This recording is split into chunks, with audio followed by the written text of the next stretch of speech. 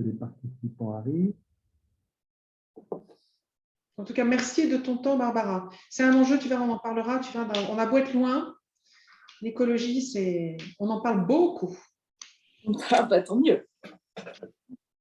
Ouais, un beau sujet pour notre région. Aussi de gros problèmes dans la région.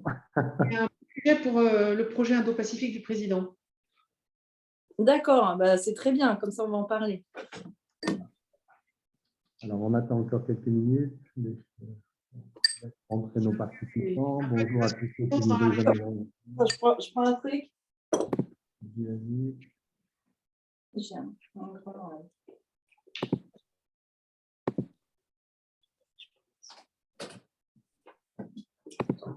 Voilà. Allez, je pense qu'on va débuter. Nos autres participants vont nous rejoindre au fur et à mesure, j'en suis sûr. Bonjour tout le monde, bonjour Barbara, Madame la Ministre, bonjour Anne Janté, Madame la Députée. Je suis Franck Barthélémy, le référent de La République En Marche pour l'Asie, l'Océanie et l'Europe orientale. Et je vais jouer les Masters of Ceremony pour cette heure que nous allons passer ensemble à échanger avec la ministre de la Transition écologique et la députée de la circonscription, la 11e circonscription. Donc, sans attendre, je vais passer la parole à Anne qui va nous introduire le sujet et nous parler du projet que j'ai appelé Vert du président de la République. Merci beaucoup, Franck. Merci beaucoup, Madame la Ministre. Merci beaucoup, Barbara, d'être présente avec nous. J'ai proposé qu'on organise ce temps d'échange parce que nous avons beau être tous les uns et les autres, nous sommes à des milliers de kilomètres, jusqu'à 20 000 kilomètres pour ceux qui sont en Australie. Je sais que certains d'Australie sont forcément là parmi les participants. C'est un sujet, l'écologie, la transition écologique, la lutte contre le réchauffement climatique qui revient très souvent. Nous sommes ici dans une région du monde dans laquelle les attitudes, les choix gouvernementaux sont plus ou moins présents, parfois moins que plus, parfois plus que moins, parfois pas bien connus. Et on voit ici et là, j'aurai le temps d'y revenir un peu plus tard dans cet échange, des initiatives de la communauté française qui sont tout à fait intéressantes. Sur le projet vert du président, évidemment, nous avons été souvent interrogés là-dessus parce qu'effectivement, quand on habite loin, c'est difficile de se rendre compte de tout ce qui a été fait et je pense que Mme la ministre Barbara va nous l'expliquer tout à l'heure, ce qui a pu être fait et ce vers quoi il faut encore aller parce que j'ai bien compris une chose dans ces 5 années, c'est que modifier les comportements, ça ne se fait pas en 5 ans et qu'il va falloir prévoir un petit peu plus de temps. Je voudrais reprendre pour décrire le projet vert du président, en fait, les propos qu'il vient de tenir ce matin, il y a 20 minutes. Il les a tenus sur France Inter pour résumer le concept, comment il voit l'écologie et j'ai trouvé, moi ça m'a parlé, j'ai trouvé ça très clair. Ce qu'il dit, c'est que ce qu'il veut nous proposer, c'est que pour accompagner les projets qui permettent de défendre la biodiversité, de lutter contre le réchauffement climatique, d'accompagner la transition écologique, ce qu'il veut, c'est, il a bien dit, je vais prendre sa manière à lui de le faire, créer de l'emploi. Du coup, en conséquence 2, ça crée de la croissance, pardon, et du coup, en conséquence 3, ça conduit à modifier les comportements. Ce qui est exactement l'inverse de ce que proposent un certain nombre d'oppositions, qui, elles, veulent d'abord modifier les comportements, parfois sous forme de sanctions et de punitions d'ailleurs, en espérant après créer de l'emploi, alors qu'au lieu de créer de l'emploi, ça crée plutôt de la colère et du ressentiment. Donc voilà, je crois que c'est vraiment avoir ça en tête, parce que nous sommes en train de changer de modèle capitalistique pour pouvoir accompagner cette transition. On va créer de l'emploi autour de l'écologie et de la transition écologique, de la lutte contre le réchauffement climatique, de la défense de la biodiversité. Avec ces emplois, ça va créer de la croissance et donc avec tout ça, ça va nous permettre d'accompagner les comportements et le changement de modèle. Et d'ailleurs, ça me permet de terminer là-dessus, de voir que le projet écologique du président, certains disent, mais comment ça, il n'y a pas de projet écologique en tant que tel? Mais si, il est là.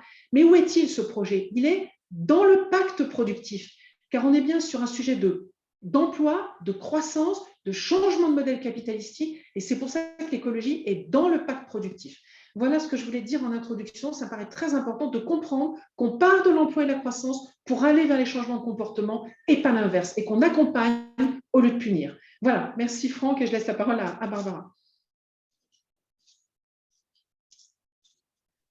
Oui, bonjour. Bonjour à tous. Je suis vraiment très heureuse de pouvoir avoir ce temps d'échange avec vous. Et d'ailleurs, j'ai prévu un petit topo d'introduction très court parce que je crois que l'important, c'est qu'on puisse avoir cette interaction et que vous puissiez me faire comprendre aussi votre point de vue, vous qui êtes à l'extérieur des frontières de la France, comment vous voyez les choses et comment vous les sentez sur ces sujets qui sont absolument essentiels de la transition écologique. Bien sûr, si vous avez des questions à poser sur d'autres sujets, je pourrais aussi essayer d'y répondre. Mais bien évidemment, je suis très focusée sur cette thématique qui est une thématique qui, à mon avis, est assez porteuse symboliquement de tous les changements qu'est en train de vivre le monde.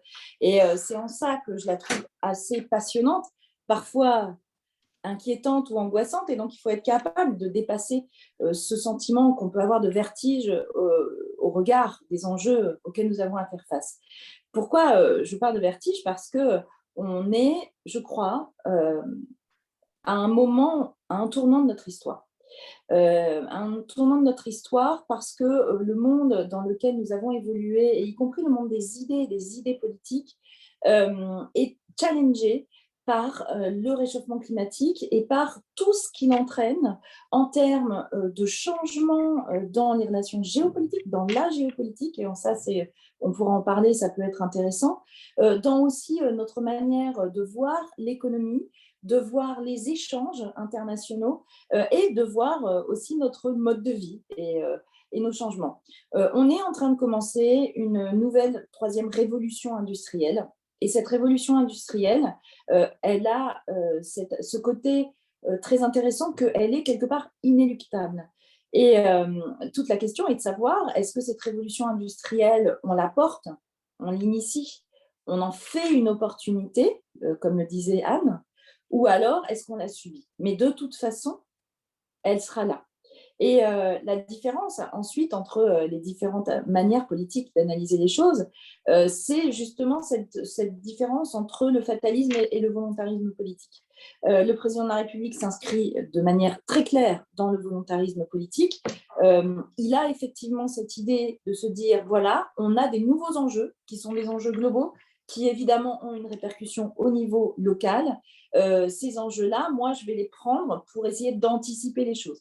Et c'est en ça d'ailleurs que son projet, qui est un projet pour lequel j'ai beaucoup bataillé pour qu'il soit bien intégré comme ça, c'est l'aspect anticipation et planification. Ce qui est assez marrant, c'est qu'on est dans un président qui est très entreprise, très marché, etc., et qui pourtant emploie le terme planification.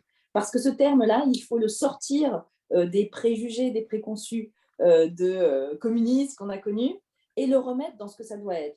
C'est-à-dire que si vous voulez faire la transition écologique correctement, si vous voulez créer de l'emploi, si vous voulez créer des filières, si vous voulez créer aussi des dynamiques sur des territoires, il faut bien comprendre que vous ne pouvez le faire qu'en anticipant et territoire par territoire, faire du contrat qui va vous permettre de vous projeter à long terme. Donc, on pourra rentrer dans les détails là-dessus, mais je pense que c'est un sujet absolument essentiel. Je le dis souvent parce que pour moi, c'est vraiment un mantra. Moi, je viens je viens du Nord-Pas-de-Calais. Dans le Nord-Pas-de-Calais, il y avait des puits de mines, des mineurs. Mes deux grands-parents, mon grand-père était mineur, l'autre travaillait dans les mines. On était très fiers de ce qu'on avait donné à notre pays. On avait construit notre pays, on avait développé l'économie de notre pays. Sauf qu'à un moment, il fallait arrêter les mines. Et ça n'a pas été anticipé, alors que tout le monde le savait. Ça n'a pas été fait correctement. Et aujourd'hui, dans mon territoire, on a des zones où on atteint des 30% de chômage. Alors, ça baisse un peu grâce à Macron, mais quand même. Et on a des gens qui sont désespérés, qui ont l'impression que l'avenir leur a été volé. Parce que je ne veux plus jamais que ça arrive, ça. Et je crois que ça peut arriver. Il faut aussi avoir la tête sur les épaules. Ça peut arriver dans un certain nombre de territoires. Je pense par exemple aux territoires qui sont très marqués par l'industrie automobile et qui ont beaucoup de sous-traitants automobiles aujourd'hui. Ça peut arriver si on ne s'en occupe pas. Donc, à nous de le faire et à nous de recréer un petit peu cette richesse pour pouvoir redonner de l'espoir à tous ces gens qui aujourd'hui sont inquiets parce qu'ils se disent que la transition écologique, elle ne sera peut-être pas pour eux. Donc, l'idée, c'est de laisser personne sur le bord du chemin. c'est de travailler avec eux, de travailler aux compétences qu'on doit développer, de donner de la visibilité aux entreprises pour qu'elles puissent investir, aux filières. C'est aussi à ça que ça sert la planification. Moi, je plaide pour une loi d'orientation générale sur la transition écologique pour avoir des financements dans le temps dont on sait qu'ils seront encore là dans 5-6 ans pour pouvoir justement aider nos entreprises à se projeter sur le marché. Voilà, qu'est-ce qui sera aidé, qu'est-ce qui ne sera pas. Et enfin, pour ne pas faire beaucoup plus long, pour ensuite pouvoir parler de tous les sujets en détail, si vous voulez parler un peu plus d'énergie, un peu plus de biodiversité, etc. Je prolonge ce qu'a dit Anne.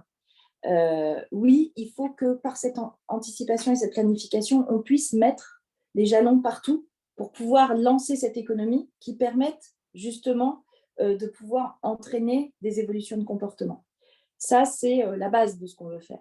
Après, il y a aussi un principe de réalité, c'est que sur certains problèmes que l'on rencontre, malheureusement, on n'a pas le temps forcément de faire tout dans ce sens-là. Je pense par exemple à ce qui est en train de se passer sur le problème de qualité de l'air, sur l'air dégradé. On va mettre en place des zones à faible émission. Et évidemment, on met en place les accompagnements pour que nos concitoyens puissent soit se déplacer autrement en prenant des transports en commun, soit pouvoir acheter des véhicules à faible émission. Mais on le sait, on va être obligé de faire tout un peu en même temps parce que malheureusement, la qualité de l'air, la pollution de l'air, c'est 40 000 morts par an en France métropolitaine et qu'on ne peut pas attendre encore 10 ans que l'industrie automobile ait complètement fait son aggiornamento et soit devenue une entreprise où on a 100% de véhicules à faible émission. Donc, tout ça, c'est une question d'essayer d'emboîter les choses dans le bon sens.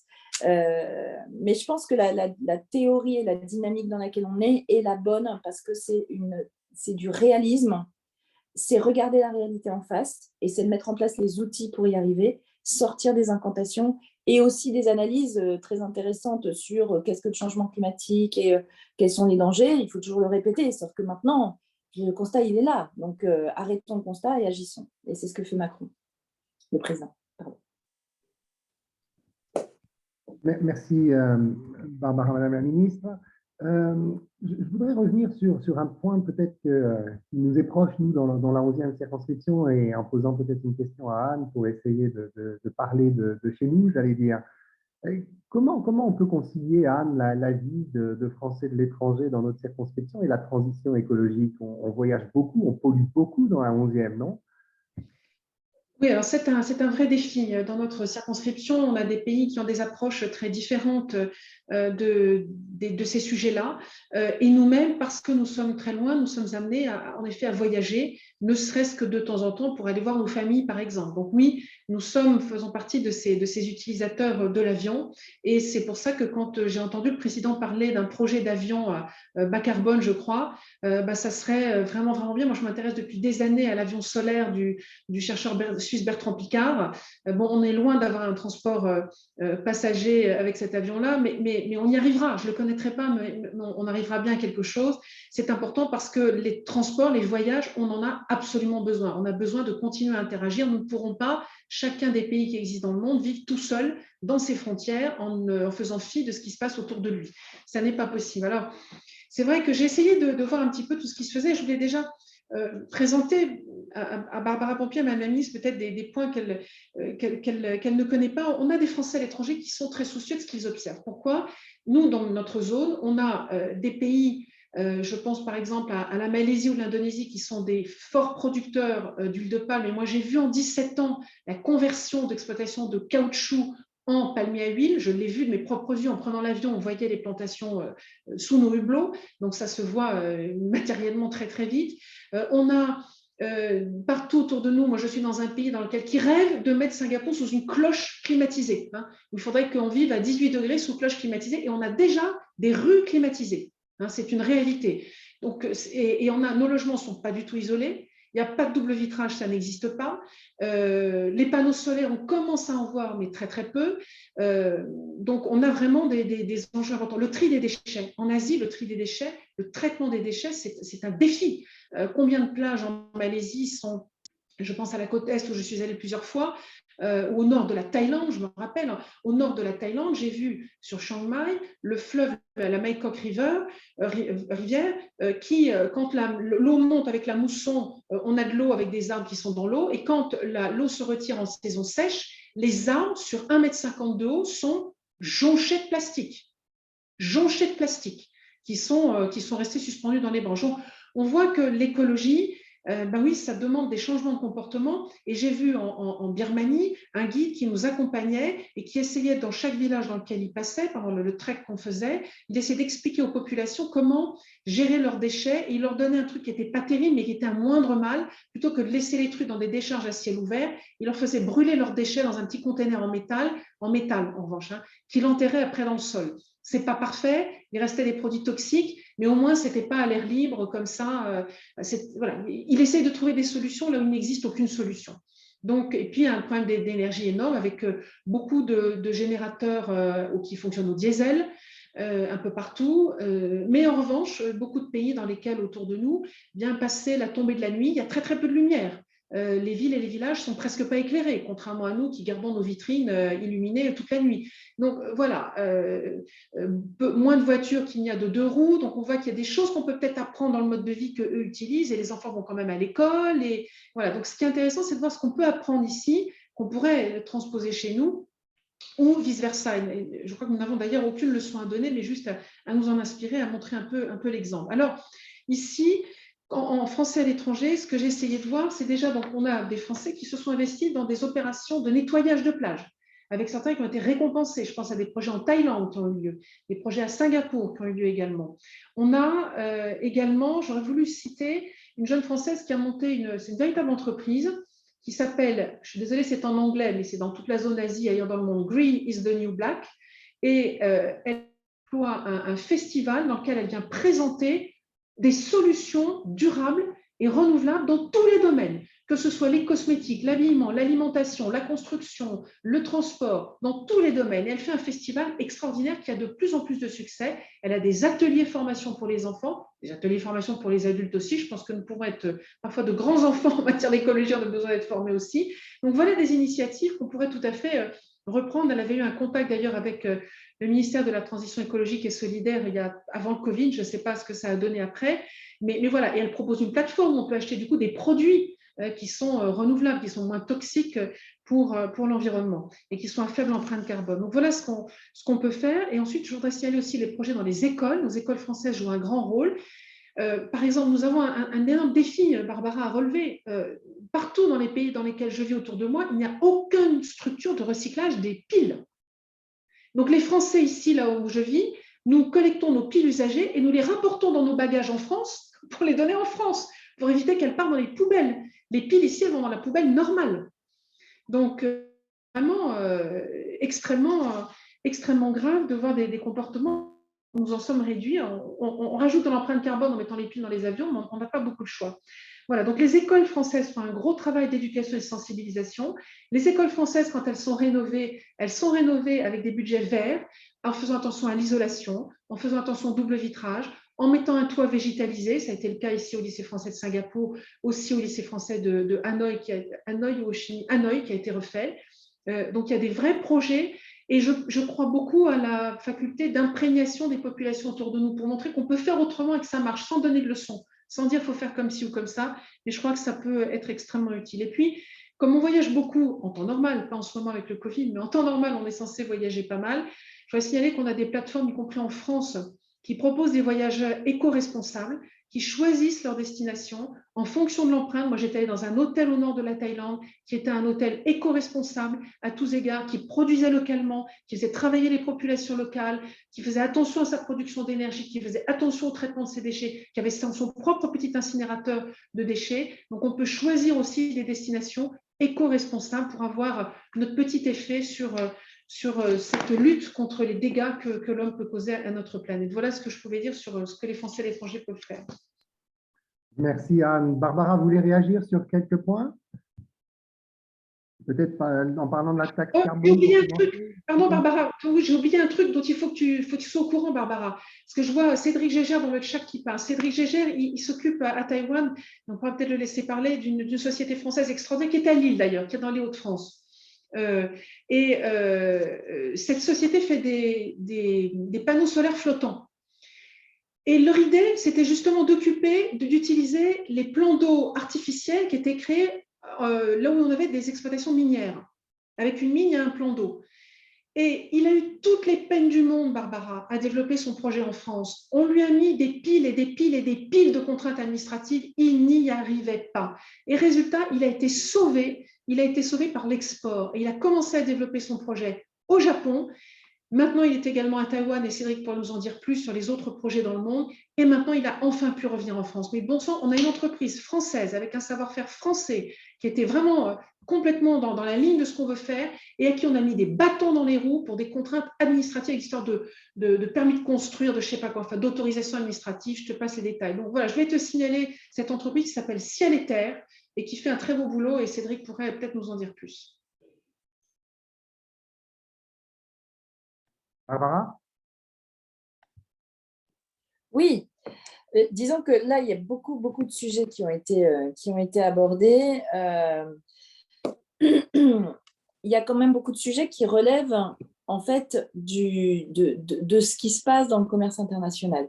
Quand vous me parlez par exemple de l'huile de palme qui s'est beaucoup développée, de la question des plastiques, de la question des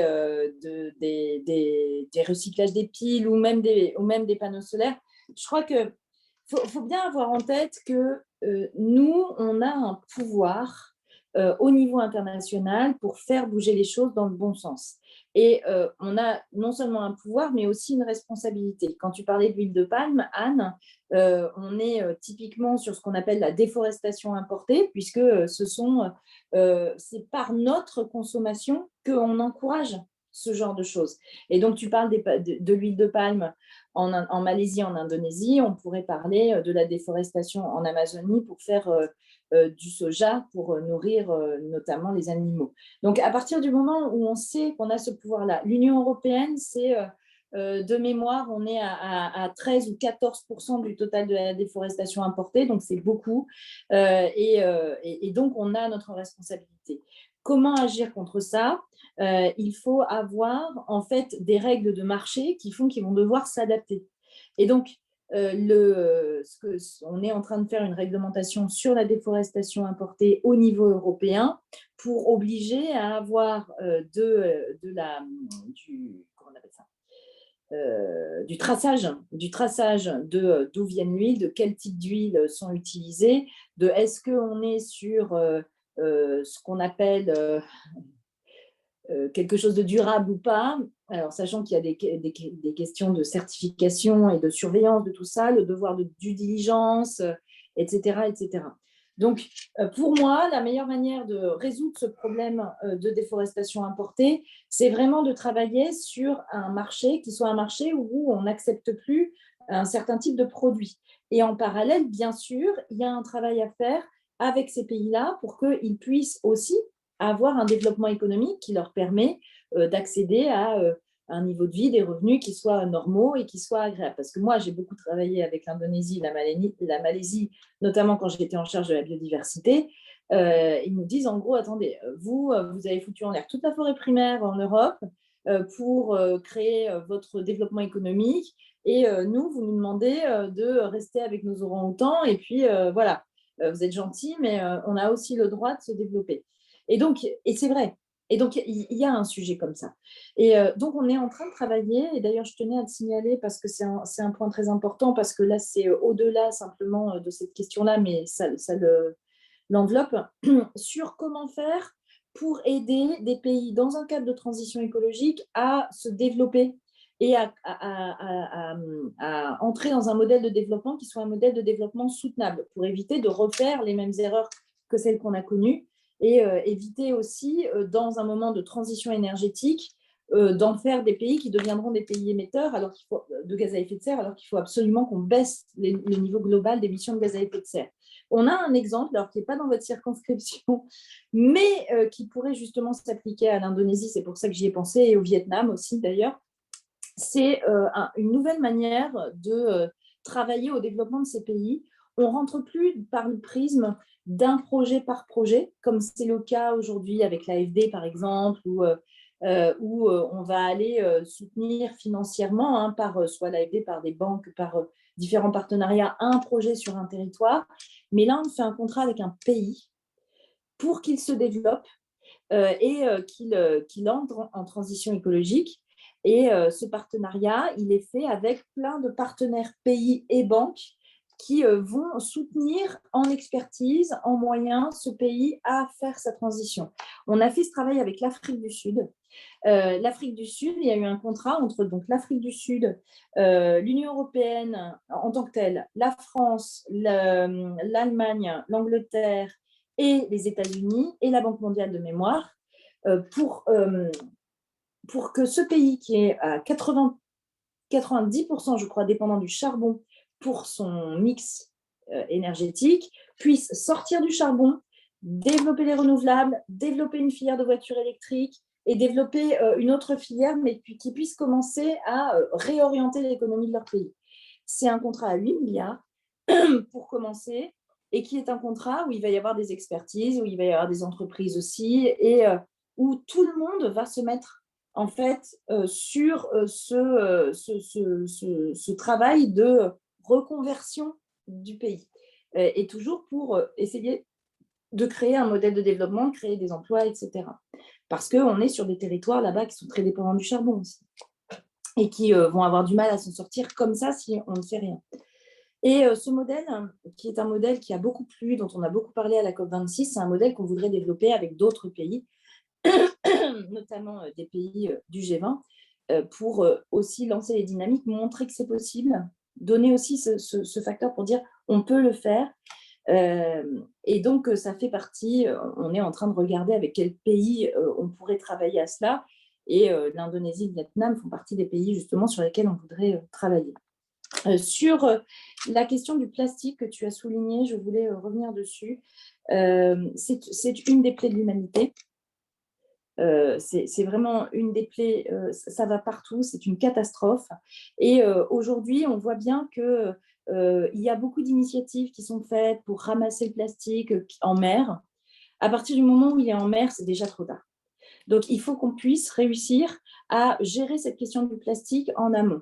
Et là-dessus, on a une belle victoire internationale qui est arrivée en février, puisque à l'Assemblée des Nations Unies pour l'environnement, à Nairobi, enfin, tous les pays se sont mis d'accord pour enclencher la dynamique de la création d'un traité international sur le plastique, pour qu'il y ait en fait une réglementation internationale sur le plastique et qui prenne en compte l'amont du cycle aussi. Pas seulement quand le plastique il est dans la mer, ce qui ne sert à rien.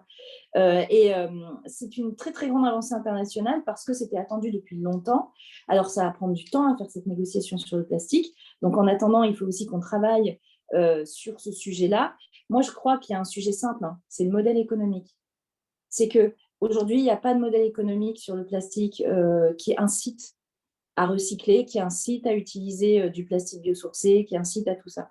Et donc, aujourd'hui, on a des pays producteurs de plastique qui n'ont aucun intérêt à changer les choses.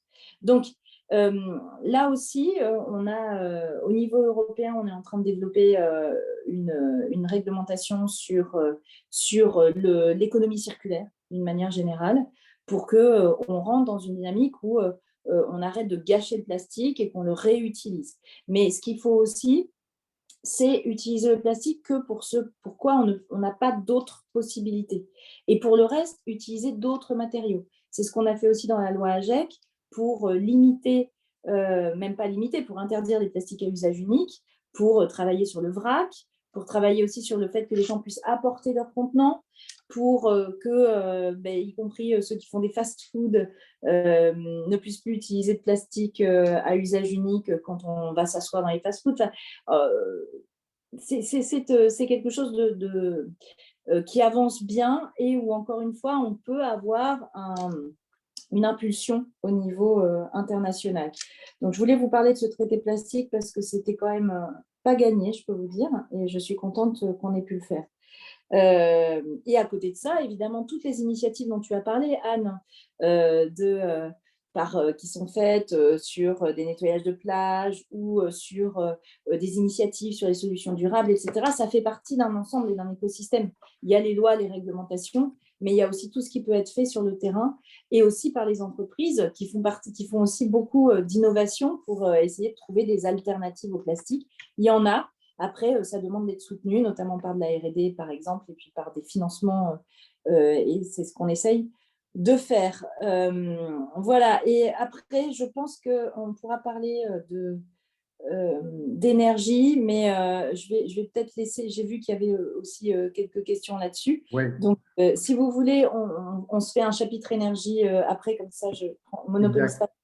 On va prendre quelques questions, peut-être, Barbara. Je vois qu'il y a des questions sur le plastique et le recyclage du plastique, particulièrement une question de Ludovic sur l'économie du recyclage dont tu viens de parler un tout petit peu et l'économie circulaire.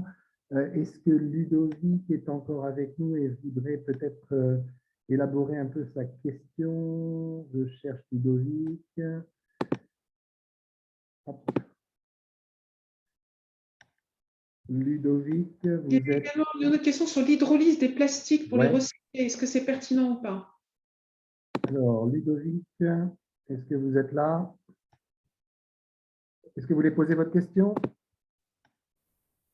Allô, bonjour. Bonjour. Ah oui, bonjour. Bonjour. Merci d'accepter ma question. Je suis à Tokyo. Je travaille dans le recyclage. Il faut laisser votre Je vais mettre micro la allumé. vidéo parce que je vous écoutais comme ça. Attends, excusez-moi. Attendez, je vais mettre la vidéo, ça sera plus. Voilà, bonjour. Bonjour. J'habite à Tokyo, donc je travaille dans le recyclage et dans la revente de produits recyclés. Et ici au Japon, à Tokyo, bon, c'est une très grande ville et il y a énormément de magasins de recyclage, de petits marchés où les gens peuvent présenter leurs objets, les revendre, expliquer un peu comment ça marche, les choses, etc. Enfin, bon, il y a toute une relation de quartier comme ça sur le recyclage. Et bon, moi, je viens de banlieue parisienne. Je n'ai jamais vu ça là où j'habite. Et bon, je voulais savoir si ce genre d'initiative pourrait être intéressante à être développée en France. Voilà, c'était ma question. Alors, merci Ludovic. Avant que Barbara tu reprennes la parole, Blaise aussi avait une question qui concernait le plastique. Je vais aussi lui passer la parole.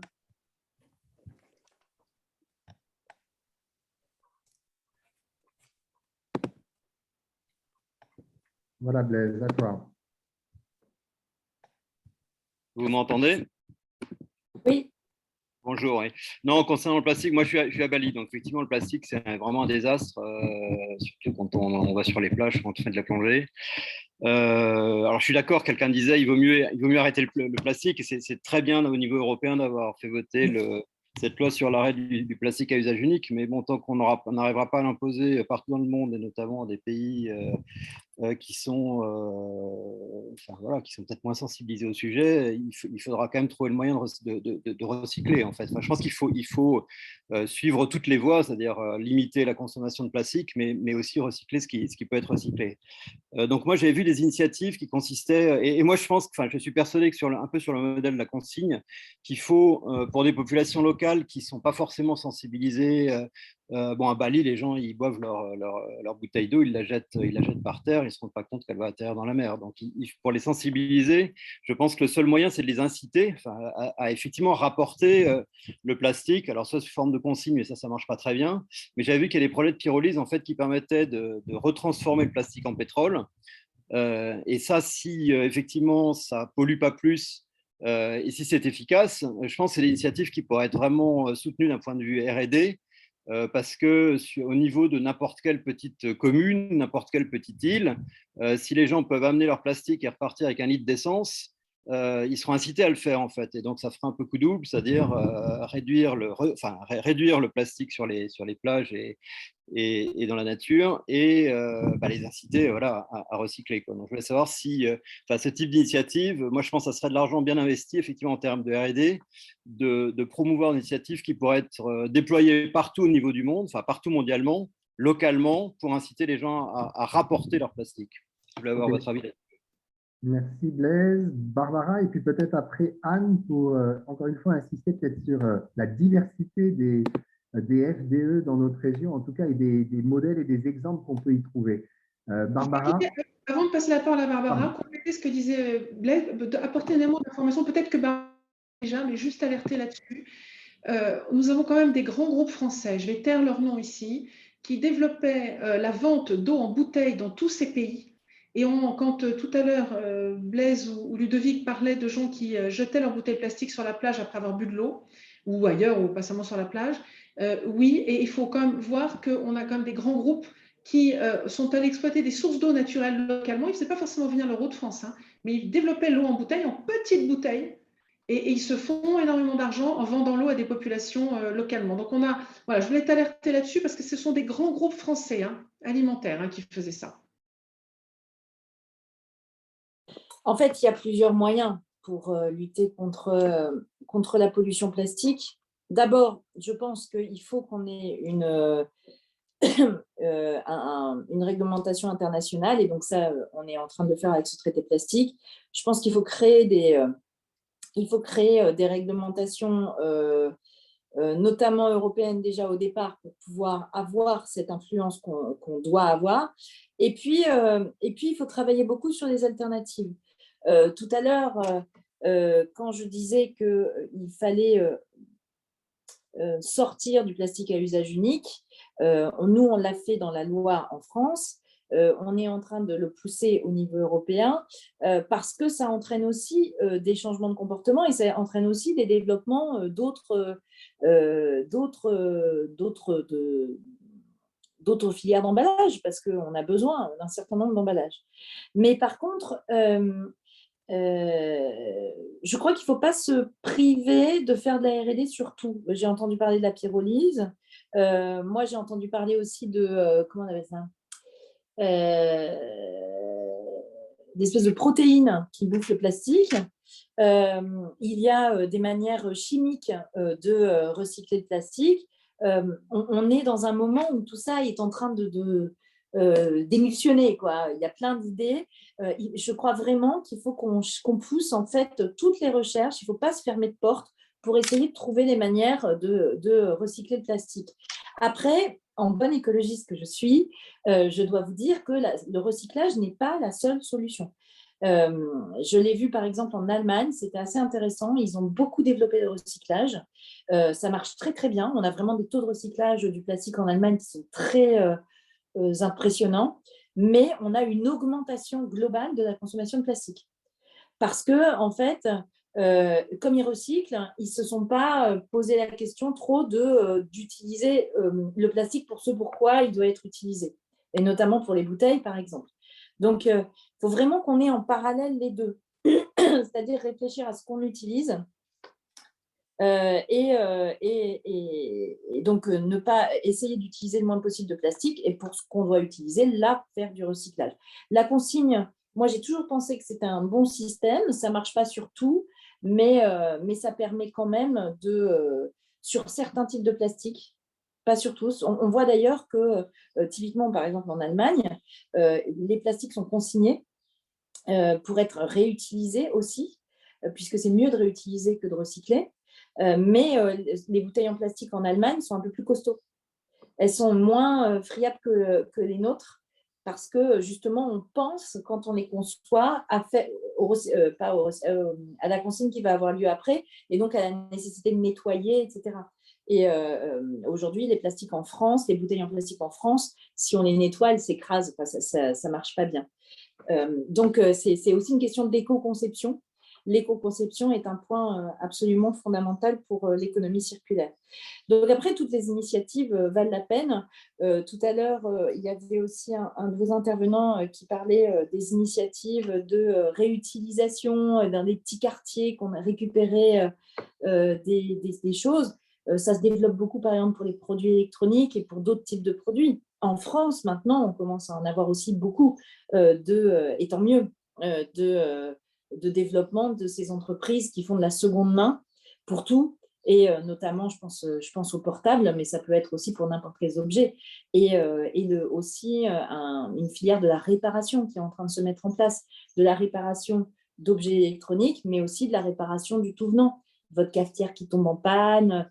On a une économie aussi qui fait partie de l'économie solidaire, qui est très proche, qui est dans les quartiers, et où on peut même soi-même apprendre à réparer. Apprendre à réparer, c'est des choses qu'on ne faisait plus jamais.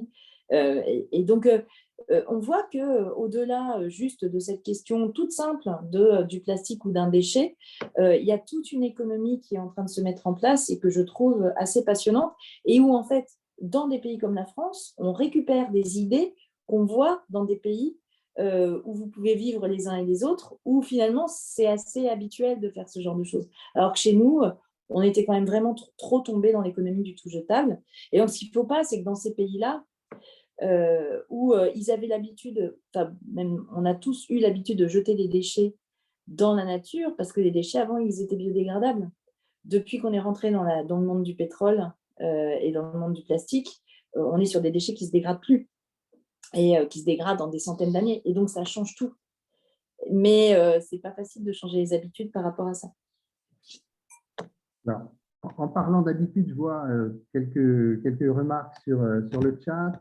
Une sur l'isolation des bâtiments. Est-ce qu'il n'y a pas quelque chose à faire dans ce domaine qui pourrait entrer complètement dans notre pacte pour la production, créer peut-être de la croissance, de la valeur ajoutée et aussi favoriser un petit peu notre transition écologique. Je vois une autre question aussi qui va un petit peu dans le même sens de Guillaume, et je vais lui laisser la poser sur la ruralité et le transport.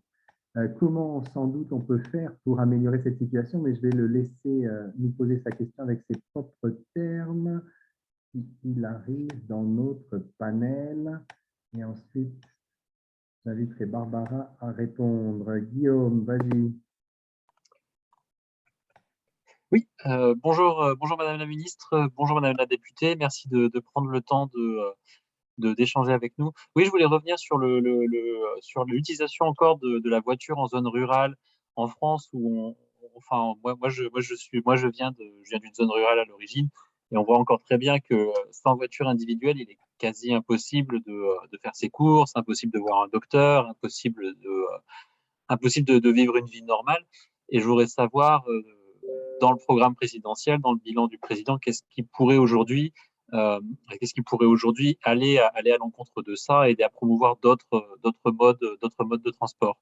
Je dis ça aussi parce que moi personnellement j'habite en Chine et j'ai eu l'occasion de voir aussi ici des systèmes de transport, par exemple communs, qui sont beaucoup plus développés que ce qu'on a l'habitude de voir en France, et qui permettent d'aller très très loin dans les villages les plus éloignés, et de permettre à de nombreuses personnes de ne pas avoir de voiture, parce que c'est le cas, les gens n'ont pas de voiture sur place. Merci beaucoup. Barbara. Alors, vous me faites arriver sur mon terrain de jeu préféré, qui est la transition énergétique. Donc, pour revenir aux bases, et comme ça me permet en plus de bien expliquer le bilan et les perspectives du programme présidentiel d'Emmanuel Macron. Les bases, c'est quoi? C'est nous émettons trop de gaz à effet de serre. Nous sommes, même si en France, on en émet un peu moins et on a réussi à diminuer par 2 notre vitesse d'augmentation d'émissions de gaz à effet de serre, on le voit bien par les émissions importées, par exemple, et puis parce qu'on fait partie d'un monde mondialisé, on émet trop de gaz à effet de serre. Donc, on doit baisser nos émissions, et d'autant plus qu'elles créent des pollutions qui sont des pollutions dangereuses pour non seulement l'environnement, mais aussi pour notre santé. Face à cela, nous avons plusieurs manières de faire qui amènent tout au même objectif. Baisser nos émissions de gaz à effet de serre, c'est baisser ce qui en est à l'origine. Qu'est-ce qui est à l'origine des émissions de gaz à effet de serre? Ce sont les combustions d'énergie fossile, pour faire très simple. Donc, en France métropolitaine, on est à peu près encore à 2/3 de notre consommation d'énergie qui est une consommation de fossiles. Contrairement à ce que beaucoup croient, parce que beaucoup se disent « Oh, on a du nucléaire, donc c'est bon, on n'utilise pas de fossiles pour notre énergie ». Non, c'est une erreur assez basique de confondre énergie et électricité. En France, notre consommation d'énergie, ce sont des fossiles à 66% à peu près, qui servent à, par exemple, chauffer nos maisons. C'est le chauffage au gaz, par exemple, dont on pourrait reparler avec la crise. C'est les voitures, le carburant dans les voitures, etc. Donc, la première chose, si on veut baisser nos émissions de gaz à effet de serre, c'est donc baisser cette consommation de fossiles que nous avons. Pour baisser cette consommation de fossiles, il y a 2 moyens. Un, évidemment, faire des économies d'énergie. C'est la première chose. Et c'est un point très important, maîtriser notre demande d'énergie. Alors, ça ne veut pas dire surtout revenir à la lampe à pétrole. Ça veut dire d'abord de l'efficacité énergétique. On parlait d'isolation des bâtiments tout à l'heure. Il y avait une question sur le sujet. Isoler les bâtiments, c'est un point absolument essentiel. Les bâtiments, on est à près de 25% de notre consommation d'énergie dans les bâtiments. Donc, c'est très important. Là, je ne parle pas que des habitations, je parle du bâtiment en général. C'est très important. Donc, si on s'attaque à cette source-là, si on a des travaux d'isolation qui rendent les bâtiments plus performants énergétiquement, on peut vraiment faire baisser beaucoup nos émissions de gaz à effet de serre et la facture aussi, ce qui peut toujours être intéressant pour tout le monde. Deuxièmement, donc la maîtrise, après, c'est effectivement d'utiliser moins de voitures, plus de transports en commun, manger plus végétal, etc. Ça fait baisser aussi nos consommations d'énergie fossile. Un deuxième moyen de faire baisser nos consommations d'énergie fossile, c'est pour un certain nombre d'utilisations qu'on doit continuer à avoir, passer du fossile à l'électrique qui en France est quasiment totalement décarboné. L'exemple type, c'est passer des voitures thermiques aux voitures électriques. Donc, ces deux choses-là vont faire qu'on va baisser notre demande d'énergie fossile, mais par contre, on va augmenter notre demande d'électricité. Et donc, on va avoir un sujet de production d'électricité.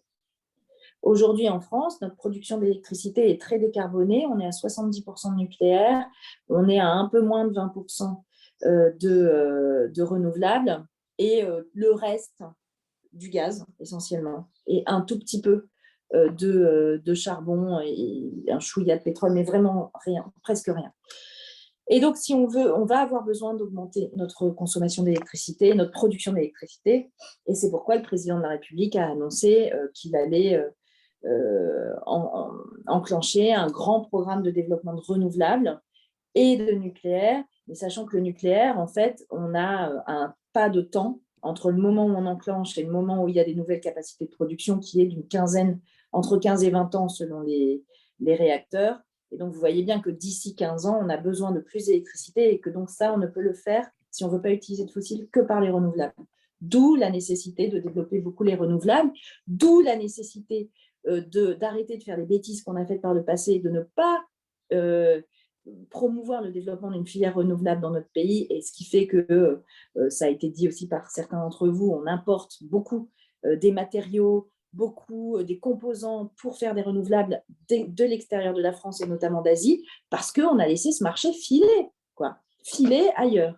Et donc, la volonté d'Emmanuel Macron, c'est de développer des filières maintenant en France, de développement des renouvelables et de fabrication aussi de composants de renouvelables. C'est aussi ça qui va créer de l'emploi en France, de l'emploi pérenne, de l'emploi non délocalisable. Et puis, ça va participer aussi à notre indépendance et à notre souveraineté énergétique, le fait que, outre le fait qu'on le fasse en économie circulaire, que de plus en plus de composants, on puisse les fabriquer en France et qu'un certain nombre aussi de minerais, de minéraux, de matériaux rares, eh bien, on puisse avoir une stratégie d'approvisionnement et une stratégie d'utilisation qui soit plus rationnelle.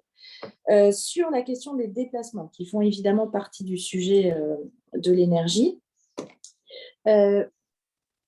D'abord, il faut qu'on accélère le passage des véhicules, donc que ce soit des voitures ou que ce soit des camions, à des modes de propulsion décarbonés. Et je pense aussi aux avions, d'ailleurs. Tout à l'heure, Anne parlait des avions, les carburants alternatifs, l'incorporation de biocarburants, le développement de l'avion à hydrogène, tout ça fait partie de stratégies qui sont en train de développer au niveau français et européen. Pour que les voitures elles soient plus électriques, ben là, il y a un mouvement qui est en train de se faire parce qu'on a des normes qui sont de plus en plus dures au niveau européen. Et donc, de toute façon, le mouvement est en train de se faire. La question, c'est d'essayer de l'accélérer, mais de le faire sans casse sociale.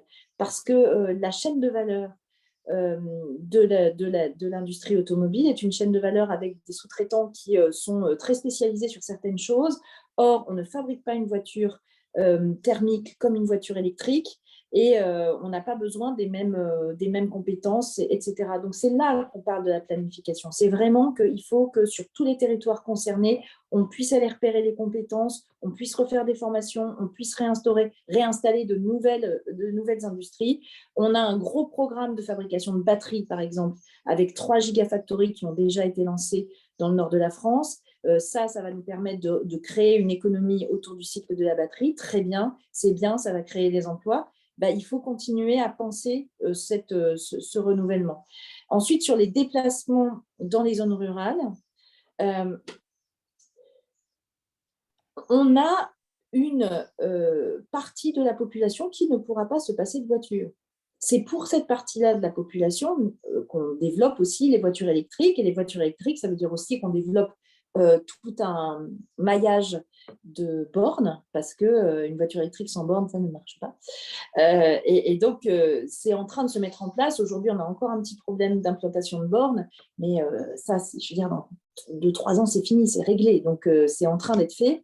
Et ça va permettre à nos concitoyens qui sont dans les zones rurales de pouvoir avoir accès à une voiture électrique. À côté de ça, le président de la République a mis en place des bonus et des primes à la conversion qui permettent aujourd'hui d'acheter des voitures électriques à un tarif abordable, y compris pour les petits porte-monnaies, et j'insiste là-dessus, puisque toutes les aides que l'on donne sont des aides qui marchent aussi pour les voitures d'occasion.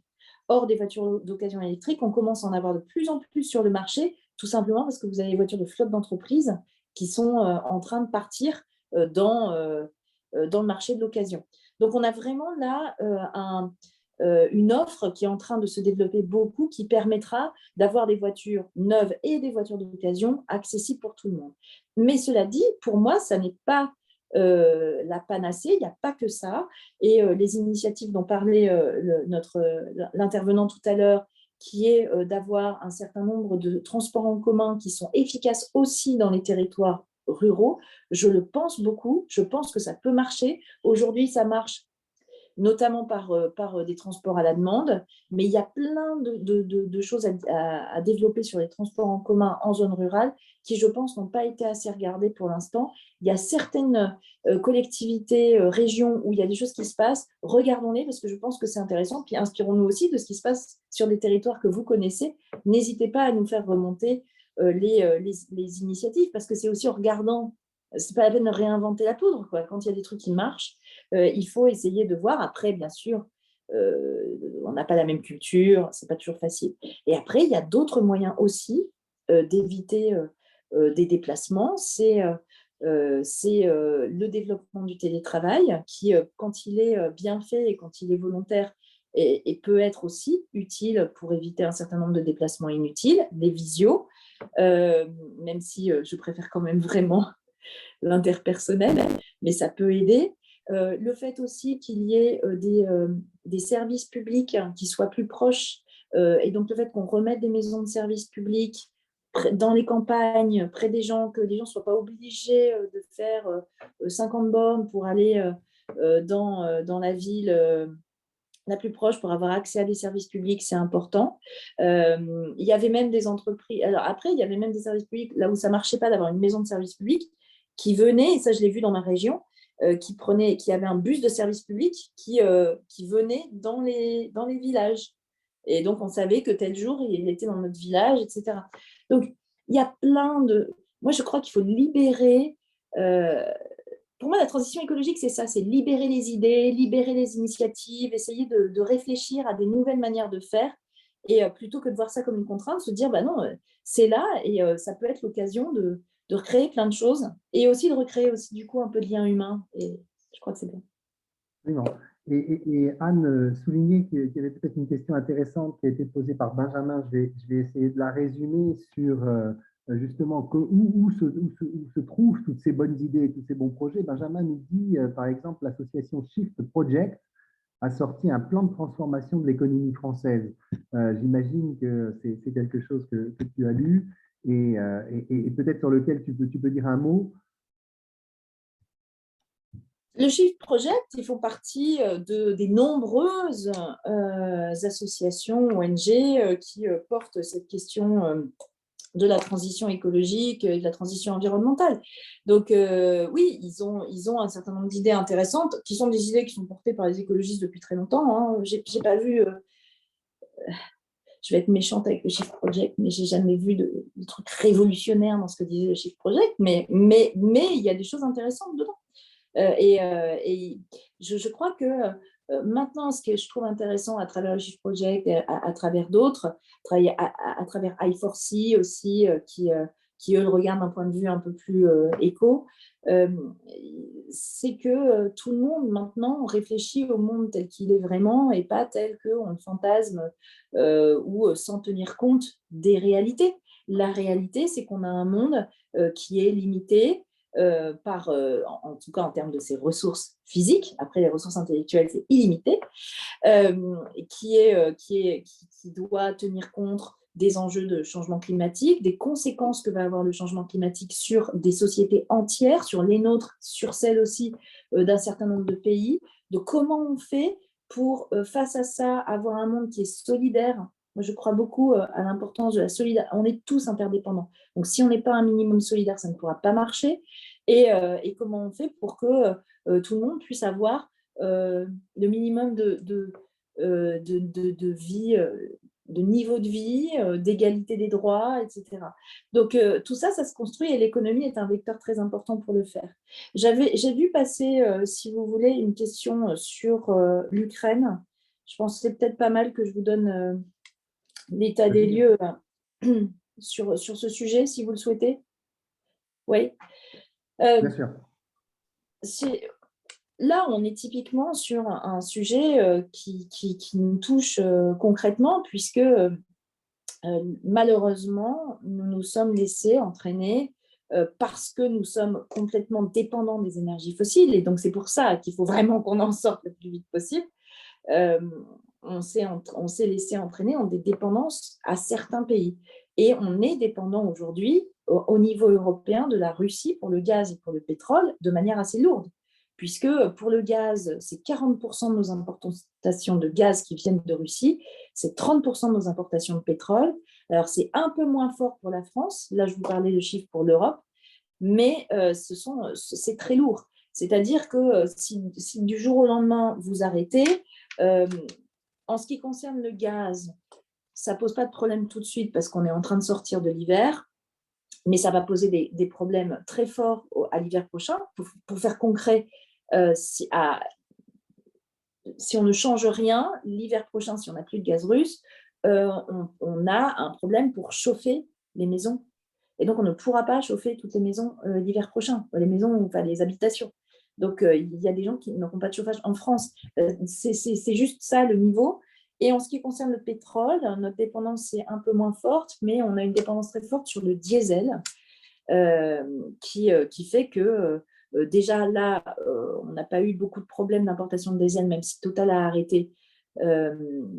Mais on a déjà des problèmes aujourd'hui de prix qui flambent et de dépôts qui sont plus alimentés. Donc, on est dans un monde très interconnecté, très dépendant.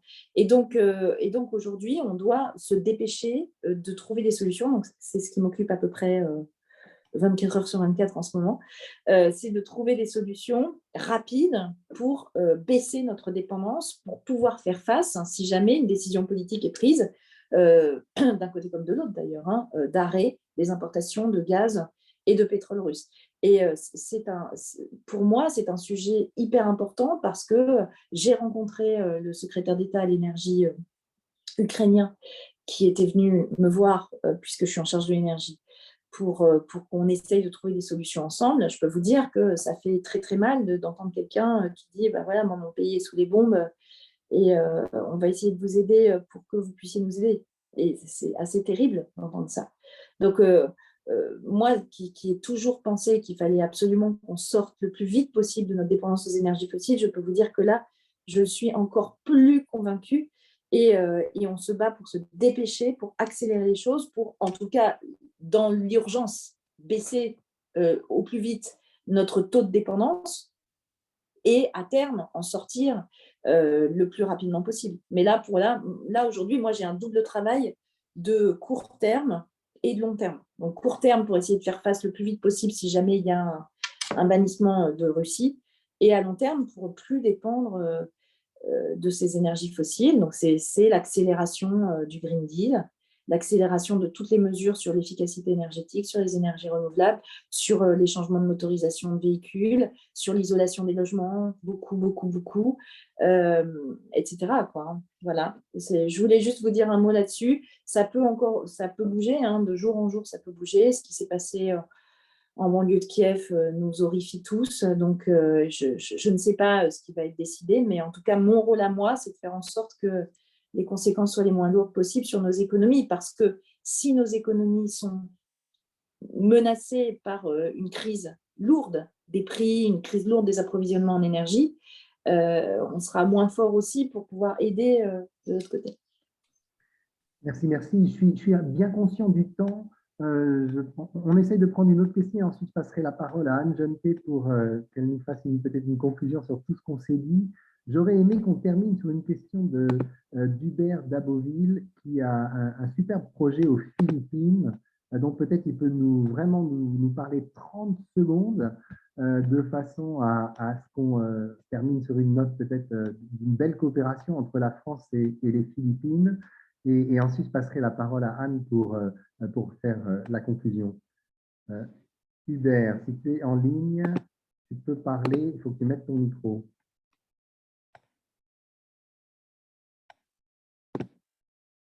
Alors.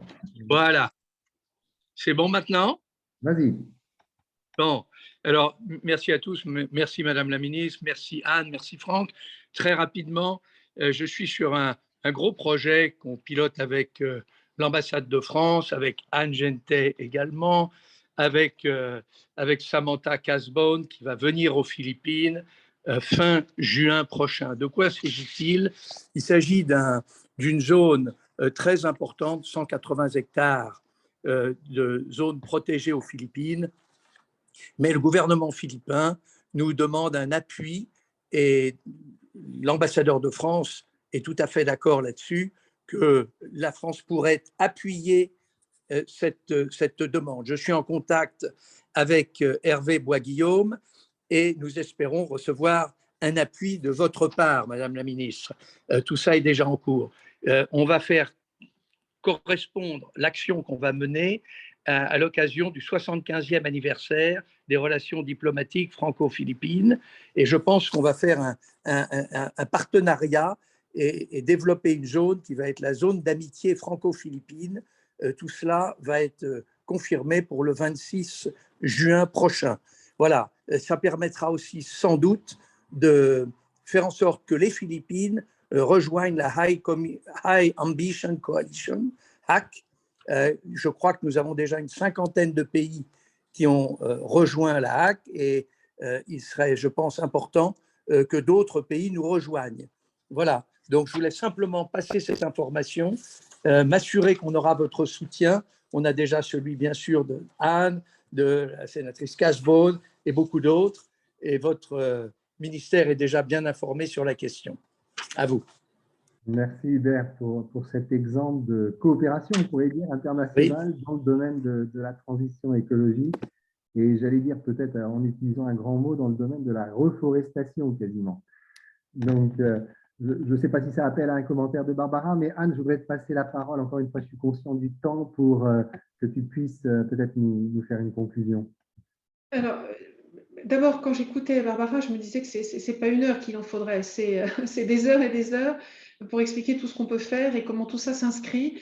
J'aurais eu plein de questions pour savoir, par exemple, sur les projets, le traité plastique et comment la France a pu être moteur sur ce traité-là. Je sais qu'elle a été moteur sur d'autres sujets, elle est moteur sur beaucoup de sujets au sein de l'espace européen en ce moment. Comment aller sur ce traité-là et sur d'autres sujets écologiques, où est-ce que la France peut être moteur?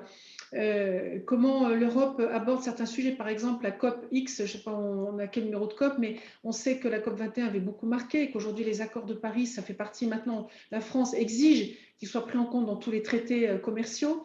Et j'aurais voulu savoir si dans une prochaine COP, sous le prochain mandat, si le président Macron est réélu, est-ce qu'on a une ambition particulière pour développer quelque chose d'aussi fort et d'aussi marquant que les accords de Paris?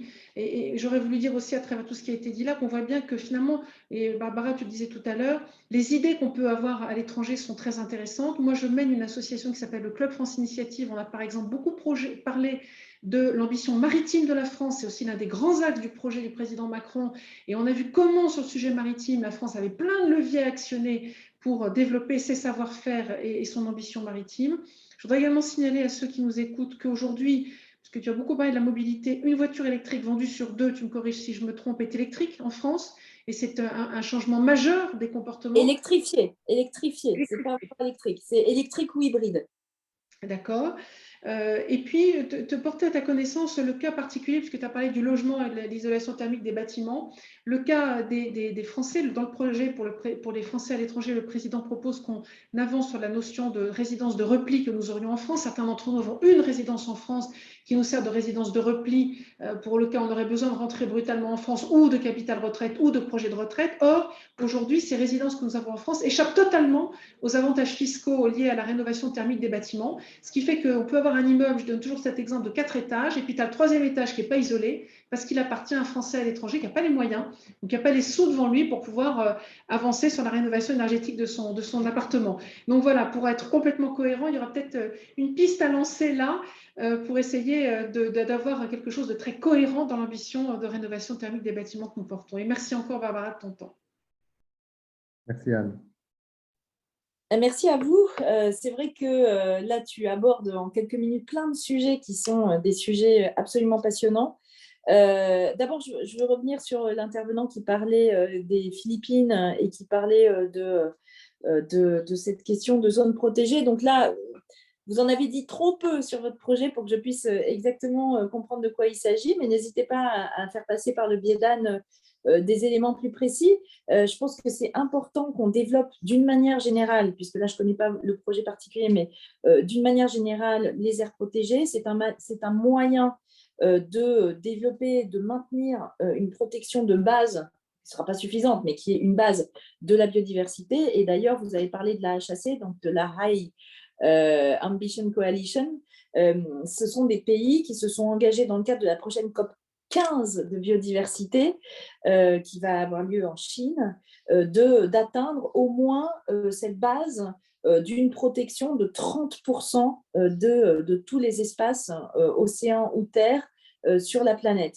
Et aujourd'hui, à ce stade, dans cette HAC-là, il y a 91 pays déjà, donc on n'est plus à 51, maintenant on a 91 pays qui ont signé cette coalition des ambitieux qui a été lancée par le président de la République lors du One Planet Summit il y a 1 an et demi, 2 ans maintenant de ça. Sur l'ambition maritime, qui est un peu liée, bien sûr, le président de la République a été très moteur sur le sujet puisqu'il avait lancé cette coalition de la haute ambition. Lors du congrès de l'UICN, il a lancé un pacte global sur la Méditerranée, avec les pays autour de la Méditerranée, notamment pour créer des aires protégées, mais aussi pour travailler sur la pollution par les navires, pour travailler sur des mesures de restauration de la biodiversité, pour travailler sur les ports. Enfin, c'était sur le tourisme, sur l'impact du tourisme sur la Méditerranée, dont on sait que c'est une des zones les plus importantes de biodiversité du monde, qui contient beaucoup d'espèces, j'ai plus les chiffres en tête.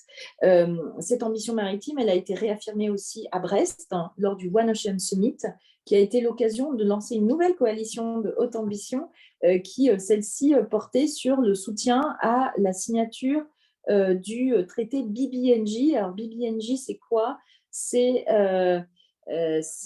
Biodiversity Beyond National Jurisdiction, qui est en fait qui essaye de remédier au problème que, au-delà des eaux territoriales des pays, des ZEE, eh bien, il y a des parties entières de l'océan qui sont des formes de zones de non-droit où en fait il n'y a pas de véritable juridiction sur partagée sur la protection de l'environnement. Et donc, ça veut dire que c'est un peu le Far West, tout le monde peut faire ce qu'il veut, le premier arrivé, mieux servi. Et ça fait 7 ans qu'on est en train de travailler à ce fameux traité de la protection en haute mer, et ça traîne, et les négociations devaient s'arrêter cette année. Et le président de la République, du coup, a mobilisé un certain nombre de pays pour qu'on puisse enfin aboutir à une signature de ce traité.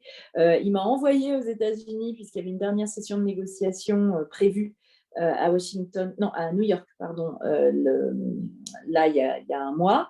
Et là, on pousse beaucoup pour que, pour la prochaine Assemblée générale des Nations unies en septembre, on puisse signer ce traité. C'est hyper important parce que sinon, on parle dans le vide, quoi. On se fait plaisir, hein, mais là, ce serait du concret.